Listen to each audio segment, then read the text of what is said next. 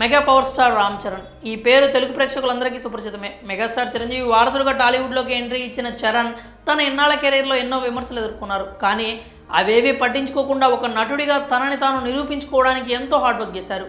ఈ క్రమంలోనే విమర్శలను సైతం ప్రశంసలుగా మలుచుకున్నారు. కాగా RRR మూవీతో ఏకంగా గ్లోబల్ స్టార్గా పేరు తెచ్చుకున్నారు. అయితే ప్రస్తుతం ఈయన శంకర్ దర్శకత్వంలో గేమ్ చేంజర్ అనే సినిమా చేస్తున్నారు. ఈ చిత్రంపై చరణ్ ఫ్యాన్స్కు మొదటి నుంచి భారీ అంచనాలు నెలకొన్నాయి. ఇక శంకర్ కూడా ఫ్యాన్స్ అంచనాలకు ఏమాత్రం తీసిపోకుండా ఎంతో ప్రతిష్టాత్మకంగా ఈ సినిమాను రూపొందిస్తున్నాడనే విషయం మనందరికీ తెలిసిందే. ఇక ఈ సినిమా పట్టాలపై ఉండగానే రామ్ చరణ్ ఉప్పెన డైరెక్టర్ బుచ్చిబాబుతో RC16 సినిమా చేస్తున్నట్లు ఇప్పటికే ప్రకటించారు. ఈ సినిమా క్రీడా నేపథ్యంలో రాబోతోందనే టాక్ అయితే నడుస్తోంది. అంతేకాకుండా ఇందులో రామ్ చరణ్ కబడ్డీ ప్లేయర్గా నటిస్తున్నారనే వార్తలు కూడా వస్తున్నాయి. ప్రస్తుతం ఈ చిత్రానికి సంబంధించిన ప్రీ ప్రొడక్షన్ వర్క్ జరుగుతోంది. ఇదిలా ఉంటే తాజాగా ఈ సినిమాలో నెగిటివ్ షేడ్స్ ఉండే కీలక పాత్ర కోసం ఏకంగా బాలీవుడ్ స్టార్ హీరో జాన్ అబ్రహాంని తీసుకున్నారని తెలుస్తోంది. ఇందులో అతని రోల్ చాలా వైవిధ్యంగా ఉంటుందట. నిజానికి జాన్ అబ్రహాంను తెలుగులో సినిమా చేయమని గతంలో అడిగితే చేయనని తెగేసి చెప్పేశాడు.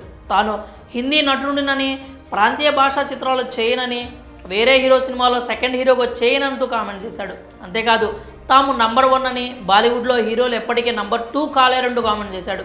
అప్పట్లో ఈ వ్యాఖ్యలు తీవ్ర దుమారం రేపిన సంగతి తెలిసిందే. నెటిజన్స్ కూడా బాగా ట్రోల్ చేశారు. దీంతో ఈయనకి యాటిట్యూడ్ ఎక్కువ అనే కామెంట్స్ కూడా వినిపించాయి. అయితే మన తెలుగు టాలెంట్ మెచ్చి బాలీవుడ్ హీరోలు మన తెలుగు దర్శకులతో పనిచేయడం కానీ, తెలుగు సినిమాల్లో కీలక పాత్రలో నటించడం కానీ చూస్తూనే ఉన్నాం. అజయ్ దేవగన్ నటించిన RRR మొన్న వచ్చిన యానిమల్ మూవీలో ఇందుకు ఉదాహరణగా చెప్పాలి. ఎలాంటి యాటిట్యూడ్ చూపించకుండా బాలీవుడ్ హీరోలు తెలుగు సినిమాలు చేస్తున్నారు. కానీ జాన్ అబ్రహం లాంటి వాళ్ళు మాత్రం ప్రాంతీయ సినిమా అని చులకన చేస్తున్నారు. అయితే ఇప్పుడు రామ్ చరణ్ సినిమాలో నెగిటివ్ షేడ్స్ ఉన్న పాత్ర కోసం ఓకే చెప్పినట్లు తెలుస్తోంది.